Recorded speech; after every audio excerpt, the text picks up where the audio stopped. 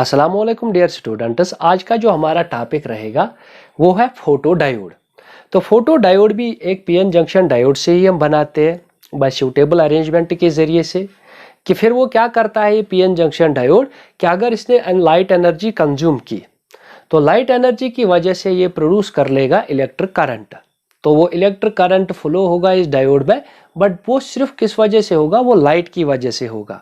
तो इसको हम कहते हैं फोटो डायोड।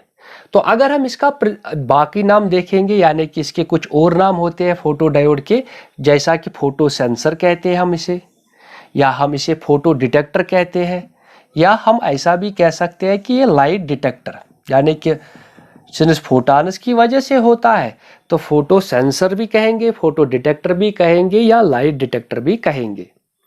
तो इसके अलावा अगर हम इसका प्रिंसिपल देखेंगे कि किस प्रिंसिपल पे ये काम करता है ये फोटो डायोड।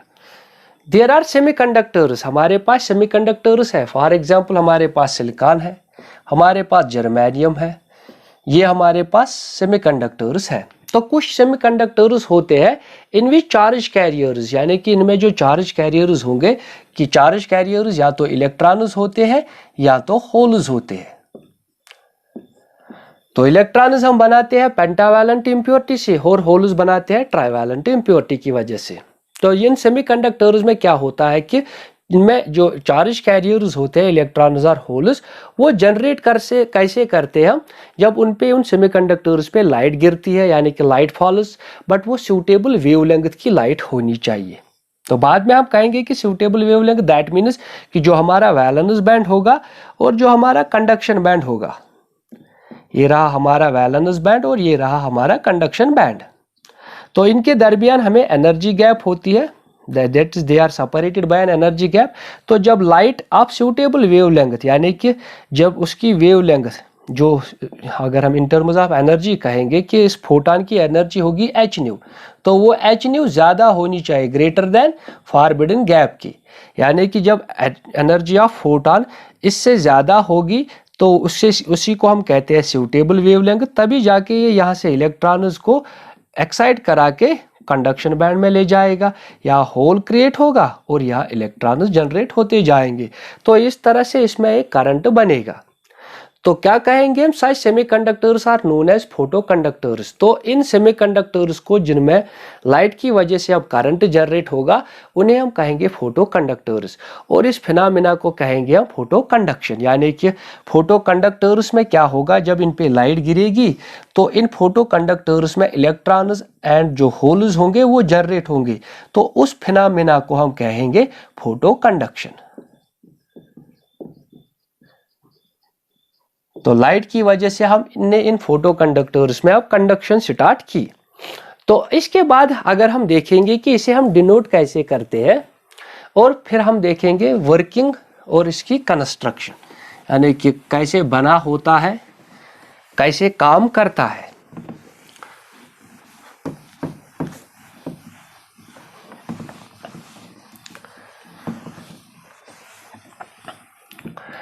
तो जैसे हम ऑर्डिनरी डायोड को डिनोट करते हैं तो ये भी ऐसे ही, ये इसका एन टाइप हुआ बार और ये रहा इसका पी टाइप। तो यहां से लाइट आती है इस पे, यानी कि ऐसे जब हम लाइट बनाएंगे तो इसे कहेंगे, इसे डिनोट करते हैं फोटो डायोड को। तो बना कैसे होता है, कंस्ट्रक्शन। तो कंस्ट्रक्शन में इसे हमें चाहिए एक पीएन जंक्शन डायोड चाहिए हमें, और इस डायोड पे हम, इस पीएन जंक्शन डायोड पे हम एक मिरर यूज करते हैं जिस पे लाइट गिरेगी और वहां से इलेक्ट्रॉन होल पेयर्स जनरेट होंगे। तो अगर हम इसके बाद इसकी वर्किंग देखेंगे कि कैसे काम करता है, सिंस हमने पहले ही कहा है कि ये पीएन जंक्शन डायोड है। पीएन जंक्शन डायोड कैसे काम करता है, जब हम इसे रिवर्स बायसिंग मोड में लेते हैं। जैसे हमने जीनर डायोड को रिवर्स बायसिंग में काम करवाया था, ऐसे ही फोटो डायोड जो होता है वो रिवर्स बायसिंग पे काम करता है।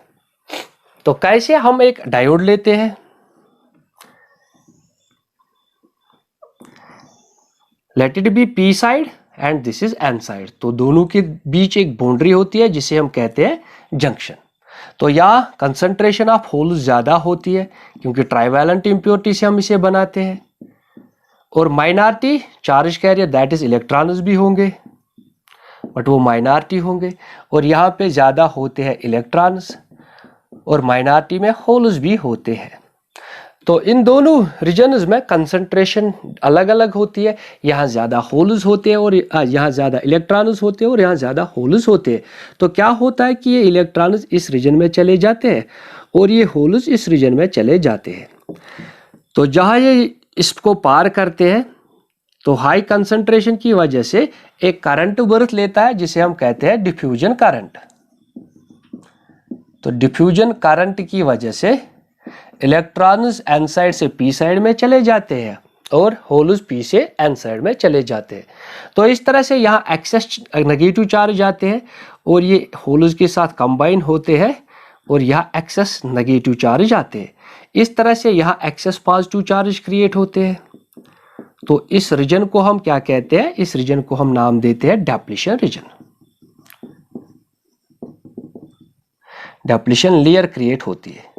इस वजह से क्या होता है कि ये पॉजिटिव और नेगेटिव सेपरेटेड होते हैं इस डेप्लीशन लेयर की वजह से। तो ये यहाँ अपना काम करता है एज ए फिक्टिशियस बैटरी। तो फिक्टिशियस बैटरी का काम करता है। तो फिक्टिशियस बैटरी दैट मीन्स यहाँ अपनी पोटेंशियल यानी कि बैरियर पोटेंशियल क्रिएट होती है। उस बैरियर पोटेंशियल को हम कहते हैं that is barrier potential create होती है। तो वो barrier potential further diffusion current को नहीं होने देती है, स्टॉप कर देती है। तो पीएन जंक्शन डायोड को अगर हमने रिवर्स बायस मोड में लिया यानी कि पी जो है सेमीकंडक्टर का उसे नेगेटिव टर्मिनल के साथ जोड़ देंगे और जो एन है उसे पॉजिटिव टर्मिनल के साथ जोड़ देंगे और यहाँ पे एक रेजिस्टर लेंगे और यहाँ पे हम एक एमीटर लेंगे, मिली एमीटर, क्योंकि करंट स्मॉल मिलेगा। तो इसे हम कहते हैं रिवर्स बायसिंग मोड। तो क्या होगा इस रिवर्स बायसिंग में? तो रिप्रेजेंटेशन ऐसी थी, अब वर्किंग पढ़ रहे हैं हम। तो पीएन जंक्शन डायोड को अगर हमने रिवर्स बायसिंग मोड में लिया तो क्या होगा कि यहाँ से ये बैटरी के इलेक्ट्रॉन जो है ये इन होल्स को अट्रैक्ट करेंगे और जो पॉजिटिव टर्मिनल से चार्ज जाएंगे वो इस एन रीजन से इलेक्ट्रॉन्स को अट्रैक्ट करेंगे, जिस वजह से डेप्लीशन लेयर जो है उसकी थिकनेस बढ़ेगी क्योंकि ये होल्स यहाँ चले जाएंगे ड्यू टू अट्रैक्शन की वजह से।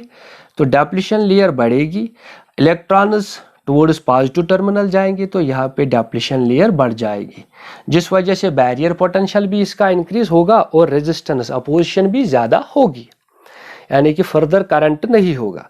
बट इसके अलावा जब यहाँ पे ये इलेक्ट्रॉन्स यहाँ आ रहे हैं या होल्स टुवर्ड्स नेगेटिव टर्मिनल आ रहे हैं और इलेक्ट्रॉन्स टुवर्ड्स पॉजिटिव टर्मिनल आ रहे हैं, but there is also a current, जो स्मॉल करंट होगा तो उसमें हम उसे कहते हैं डार्क करंट, यानी कि यहाँ पे एक स्मॉल करंट होगा माइनॉरिटी चार्ज की वजह से, उसे हम कहते हैं क्या? Dark current. अगर हम इसका ग्राफ प्लॉट करेंगे तो सिंस हमने रिवर्स बायसिंग में यूज किया है तो रिवर्स यानी कि पॉजिटिव वोल्टेज इस साइड होगी तो नेगेटिव वोल्टेज इस साइड, पॉजिटिव करंट इस साइड और नेगेटिव करंट इस साइड होगा। सिंस हम कौन सी वोल्टेज यूज कर रहे हैं? Reverse voltage that is negative voltage. तो जो ही नेगेटिव वोल्टेज यानी मान लो अभी जीरो ही है but there is a current, यहाँ पे अभी करंट है, मान लो अभी हमने वोल्टेज की वजह से ऐसा हुआ but there is a minority current. तो यहाँ पे अभी एक करंट है माइनॉरिटी चार्ज की वजह से,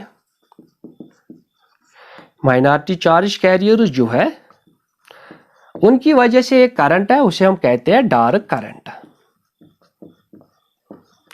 तो अगर हम उसे प्लॉट करेंगे सिंस रिवर्स वोल्टेज है तो वो ऐसे इंक्रीज होगा पहले, फिर जाके वो एक सैचुरेशन यानी कि कांस्टेंट वैल्यू ऑब्टेन करेगा, तो इसे हम कहते हैं डार्क करंट। तो ये सैचुरेट होता है, कांस्टेंट होता है, that means saturated.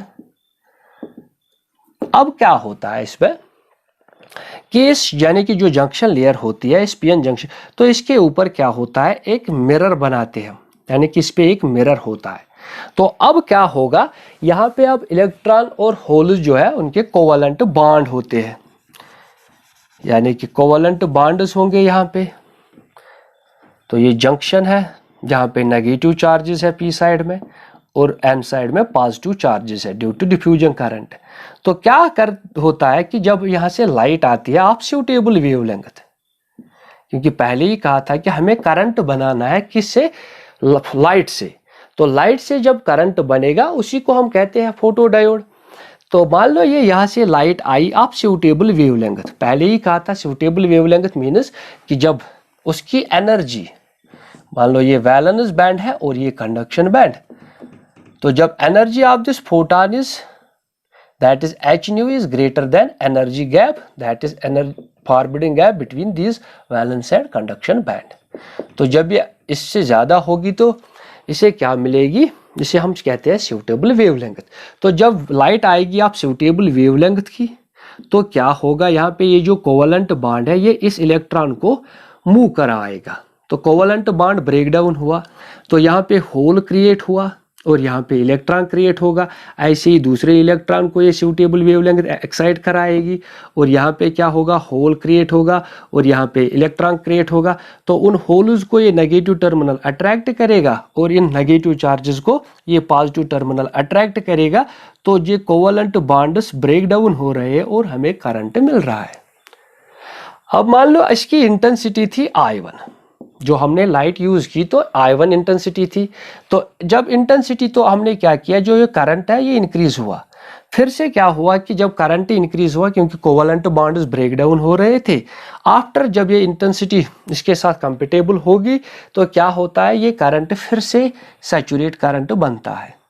That means कि जो इंटेंसिटी I1 की वजह से करंट हुआ वो इतना हुआ।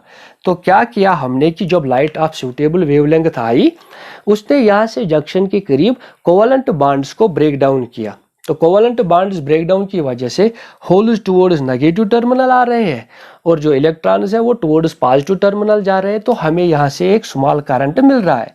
पहले वो इंक्रीज होगा फिर वो भी सैचुरेट होगा, यानी कि एक कांस्टेंट वैल्यू ऑब्टेन करेगा कि जितनी हम फिर वोल्टेज इंक्रीज कर लेंगे, जितनी हम वोल्टेज इंक्रीज कर लेंगे बट वो करंट कांस्टेंट ही रहेगा।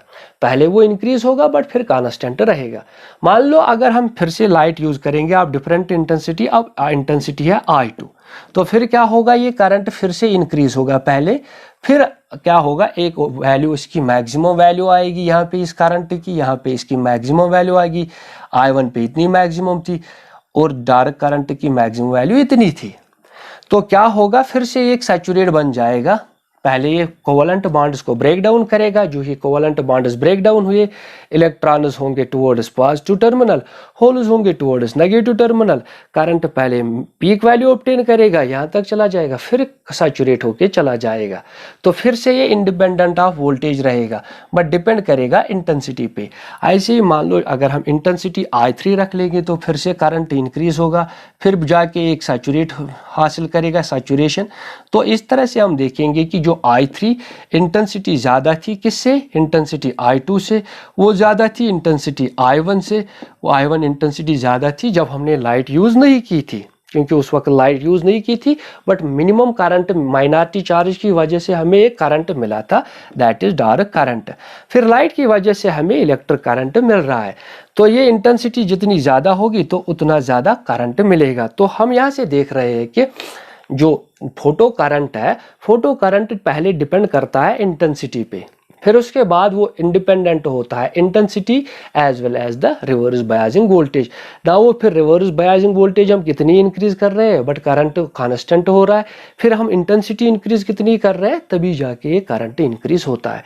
तो ये था यहाँ तक फोटो डायोड, यानी कि इसका प्रिंसिपल क्या होता है फोटो डायोड, इसका प्रिंसिपल किस प्रिंसिपल पे काम करता है, कंस्ट्रक्ट बना किससे होता है और कैसे ये काम करता है। तो उम्मीद करते हैं यहाँ तक आप लोगों को सब समझ में आया होगा।